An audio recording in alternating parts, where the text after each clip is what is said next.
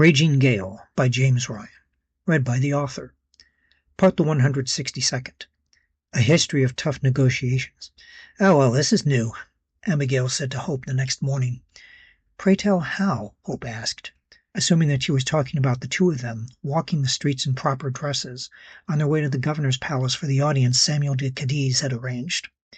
"And I'd be meeting the governor this quickly, without being hung over sore wounded." Hope tried to keep her smile at that statement while still walking. "And how exactly did you used to get into such predicaments?" Normally there'd be offers made to the men we'd be needing to see. Usually drink would do, a few rounds worth being enough to have us in the governor's office. The occasional shares of treasure might have been required as well for the greedier ones. Bribery, then. The price of business.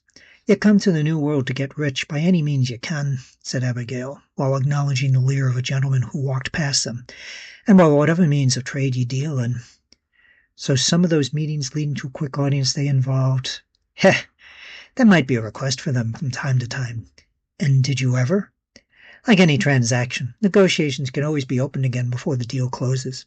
You might be surprised how many officials winning affection will accept keeping their lives if the deal is reopened at the right moment. Hence the wounds, then. Aye, when there's the chance that someone could end up hurt, then there'd be plenty of times to be the both of us. And then it all comes back to booty. The sight you must have presented before the governor, which I turned to my advantage. You look as though you survived a tough fight. You give the man watching you the feeling that you can take on whatever is on the waves and return their share to them. Are you saying I should be here with bruises on my body, then? None of this sponsor you got us didn't ask for them. Is it Porto, you say? Do you see that as a problem?" Hope asked, worried that she might react to him the way Charity had last night. "I've done my share of business with them, and they act no more or less than one finds among Christians. As I said, you come here to be rich in the New World, which be true of all men and women," she added with a slight smile.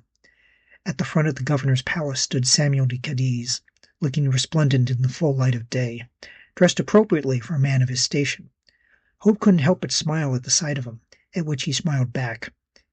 Abigail said in low tones to Hope, "The way he looks at you has certainly made quite an impression on him." "You say that as though he were about to commit a crime." "Aye, in Europe it would be, for him to look at you that way."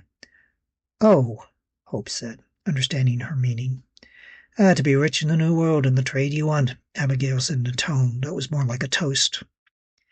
"Thank you for taking this moment with me. If you want to keep up with new chapters as they get posted, please subscribe to the channel and click the bell icon for notifications for when pieces go up."